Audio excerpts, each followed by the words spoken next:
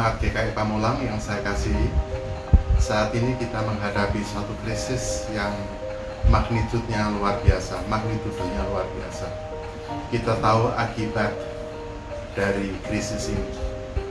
Setiap kita pasti mengenal dan tahu keluarga yang sudah kehilangan anggota keluarganya, atau bahkan mereka positif corona, ataupun mereka yang harus melakukan isolasi diri karena duduk atau bersama-sama dengan orang yang positif. Artinya apa? Krisis ini semakin dekat dengan rumah kita dan keluarga kita. Saya sendiri di awal Maret juga bersama-sama dengan seorang teman guru besar yang akhirnya meninggal karena positif. Jadi saya dan istri harus melakukan isolasi diri dalam beberapa minggu. Kita semua saat ini menghadapi. Pertanyaannya adalah, ketika kita sebagai anak-anak Tuhan Yesus menghadapi krisis seperti ini, apa yang harus kita lakukan? Saya banyak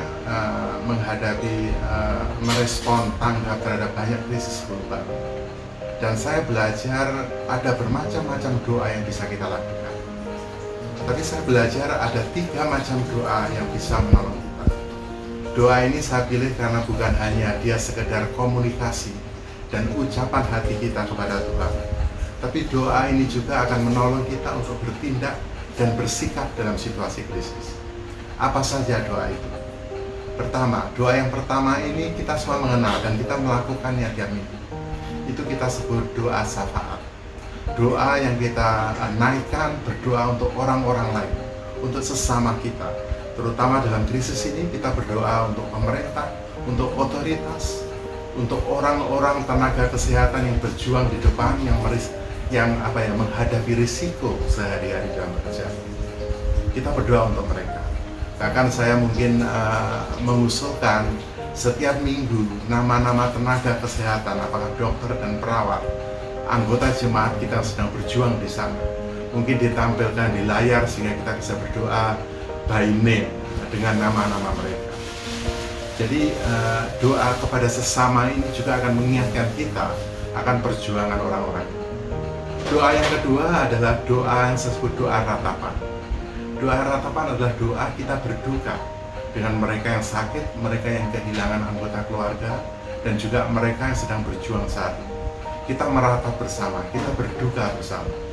Dan karena kita berduka bersama dan meratap bersama, maka itu juga akan membuat tindakan-tindakan dan sikap kita dalam situasi krisis ini menjadi sangat hati-hati.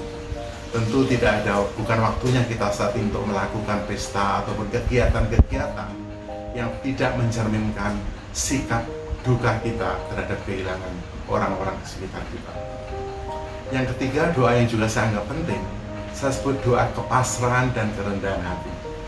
Saya mengatakan pasrah bukan berarti kita harus menyerah, tapi pasrah dalam arti, kalau saya mengatakannya we don't know what we don't know. Kita percaya Allah lah yang berkuasa dan banyak yang tidak kita tahu. Kita harusnya merendahkan hati bahwa krisis ini sesuatu yang sangat baru yang kita sama sekali tidak paham. Marilah kita percaya kepada otoritas dan ahlinya. Kita sebaiknya berhenti memviralkan berita-berita yang kita tidak paham. Sebaiknya kita lebih banyak merendahkan hati dan tidak merasa sok tahu.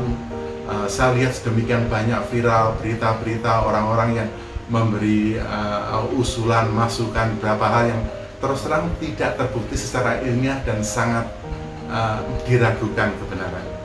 Kita sebaiknya menghentikan itu semua. Mari kita merendahkan hati dan percaya kepada otoritas dan ahlinya.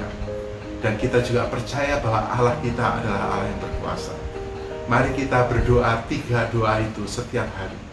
Doa syafaat, doa ratapan dan duka, dan juga doa kerendahan hati, bahwa kita tidak tahu apa-apa. Tuhan memberkati kita semua.